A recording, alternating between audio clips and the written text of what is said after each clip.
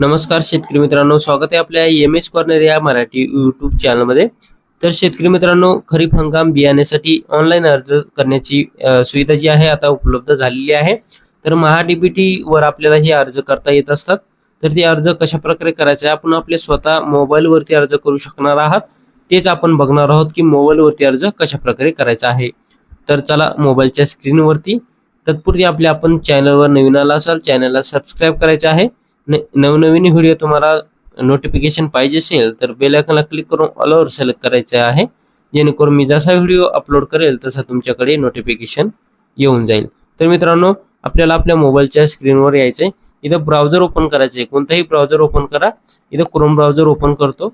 इथे आपल्याला सर्च बारमध्ये टाईप करायचे महा-डी-बी-टी फार्मर, अशा प्रकारे सर्च करायचं. सर्च केल्यानंतर एक नंबरलाच ॲग्री लॉग इन म्हणून दिसेल, आपल्याला यावर क्लिक करायचं आहे.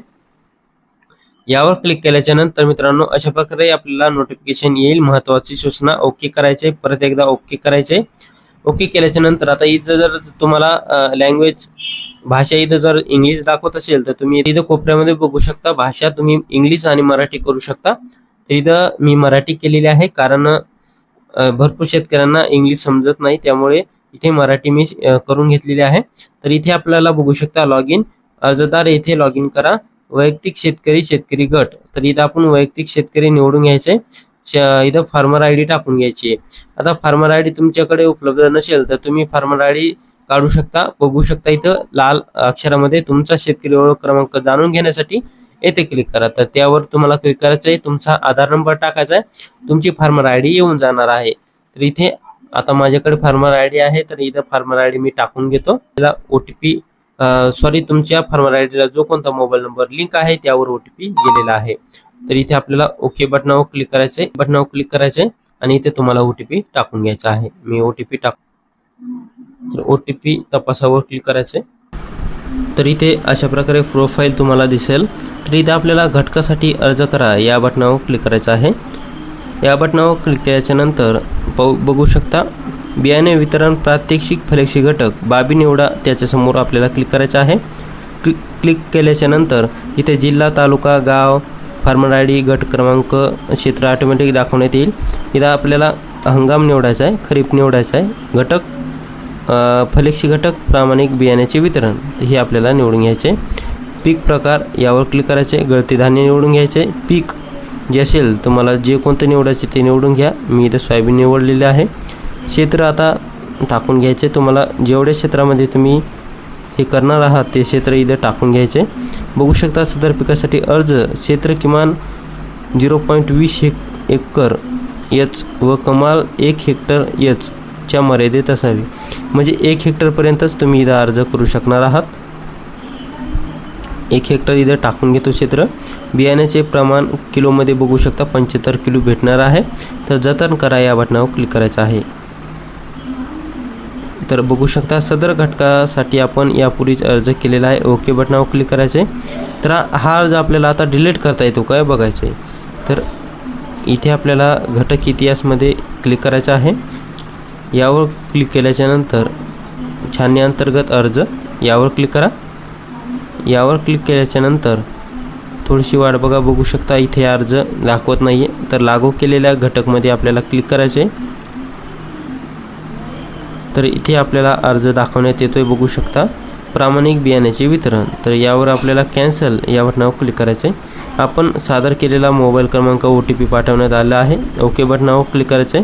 परत एकदा ओके बटनावर क्लिक करायचे. OTP आपल्याला इथे जाणार आहे. OTP इथे टाकून घेऊन सबमिट करायचा आहे. हा अर्ज कॅन्सल झाल्याच्या नंतर आपण परत एकदा अर्ज, तर बघू शकता अर्ज डिलीट झालेला आहे.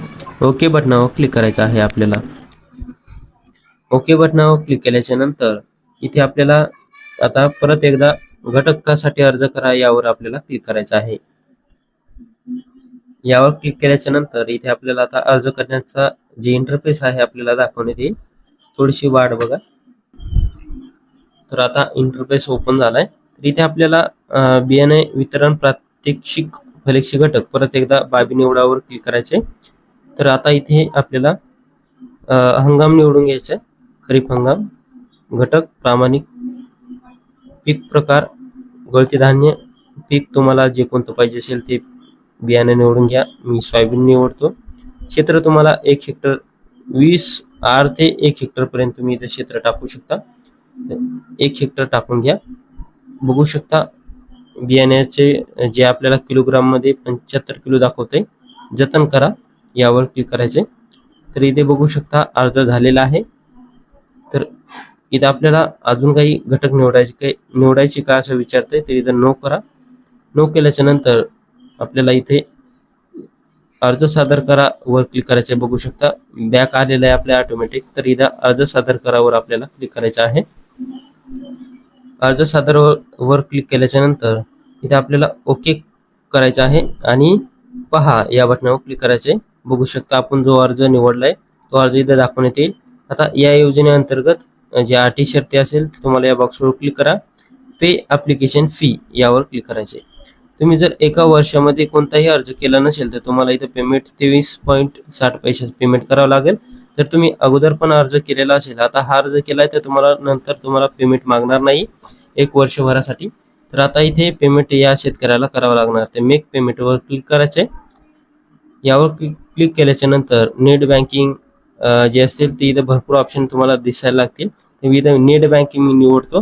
पे इथं नंतर पुढे पाहू शकता पे गव्हर्नमेंट इंडिया यावर क्लिक करायचे. यावर क्लिक केल्याच्या नंतर प्रोसीड फॉर पेमेंटवर क्लिक करायचे. क्लिक केल्याच्या नंतर आता तर इथे बघू शकता खाली उपलब्ध सुविधा पण आहे. QR कोडनं स्कॅन करून तुम्ही करू शकता किंवा जे ॲप्लिकेशन असतात आपला फोन पे, गुगल पे त्याद्वारे करू शकता. पे बाय एनी UPI ॲप यावर क्लिक करतो. यावर क्लिक केल्याच्या नंतर बघू शकता इथं ॲप्लिकेशन उपलब्ध झाले तर इथं मिळतो. तर बघू शकता आता इथे पेमेंट झालेलं आहे. पेमेंट झाल्याच्या नंतर इथे आपलं रिडायरेक्टली ॲप्लिकेशन वर येणार आहे. तुम्हाला काही करायची गरज नाही. बघू शकता पेमेंट झालेलं आहे. प्रिंट काढू शकता तुम्ही. परत एकदा ओके वर क्लिक करायचे. अर्ज तुमचा आता सबमिट झालेला आहे. तुम्हाला मेसेज पण आलेला असणार आहे. तर आता इथं घटक इतिहास बघा यावर क्लिक करायचे. तर इथे आपल्याला लागू केलेल्या घटकामध्ये इथं अर्ज दाखवण्यात येईल. बघू शकता अर्ज इथं दाखवण्यात आलेला आहे. तुम्ही इथं फी पावती आणि पावती पहा हे दोन्ही जे आहे बघू शकता. आणि ही पावती प्रिंट करून ही पावती प्रिंट केल्याच्या नंतर तुम्ही शेतकऱ्याला इथं देऊ शकता किंवा तुम्ही स्वतःच अर्ज केला असेल तर तुम्ही ही पावती तुमच्याजवळ ठेवायची आहे. आपल्याला हा व्हिडिओ आवडला असेल व्हिडिओला लाईक करा, चॅनलला सबस्क्राईब करा. भेटूया पुढच्या व्हिडिओमध्ये. तोपर्यंत जय शिवराय, जय महाराष्ट्र, जय हिंद.